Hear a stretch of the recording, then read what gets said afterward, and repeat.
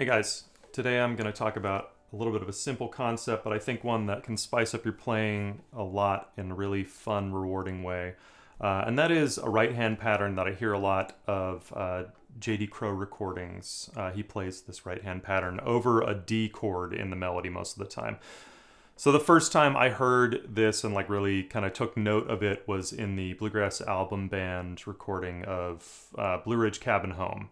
Because you have that A note in the melody that kind of just sticks around for a little while, so you have to come up with something interesting in the right hand to do over that. So it's a partial D chord here, so I've got just the ring finger on the 4th fret of the 4th string.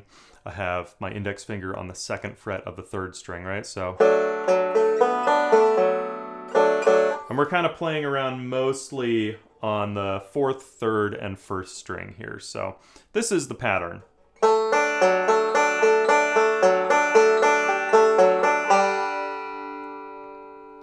Yeah, kind of it's a bit of like an extended forward backward roll, I think of.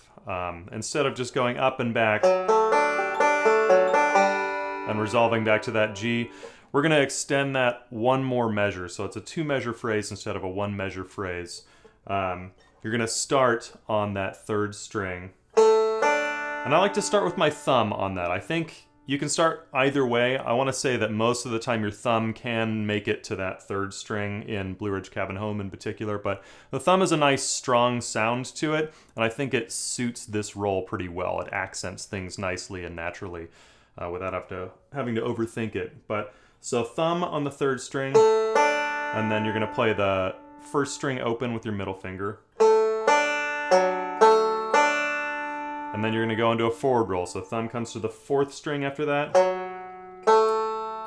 And then index on the 3rd. And then middle on the 1st again. So here we are. Okay, so here's where it kind of turns around. So we got this so far. So then after we play that forward roll,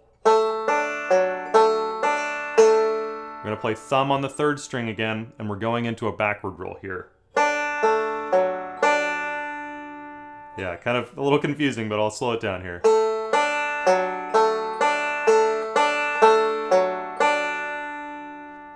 So we've kind of gone into a backward roll there.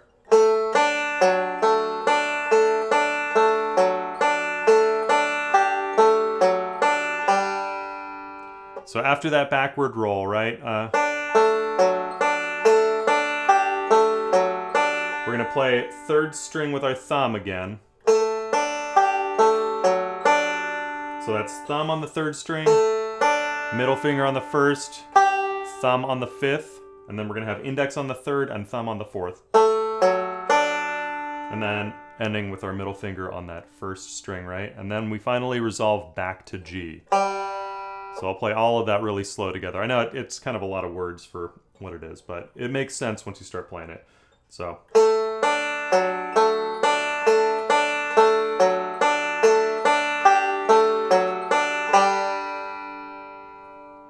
Yeah, there you have it. So that's just a simpler way, or not a simpler way, a more fun way to play over that D chord in a bunch of different bluegrass standards. The one that you should check out, at least if you want to hear it in action, hear JD playing it the way it's meant to be played, is that Blue Ridge Cabin Home kick that he does. You'll hear it pretty immediately in there. But yeah, just a way to change things up instead of just playing this forward roll, right?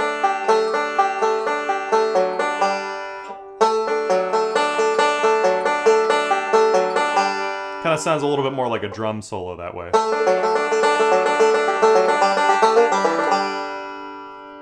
All right, that's all I have for you today. Let me know down in the comments if that made any sense to you. I'll have a link to my website. I should have tablature up there. I'll have a link to it so you can find this and kind of see what's going on. But thank you guys for watching, and I'll see you next time.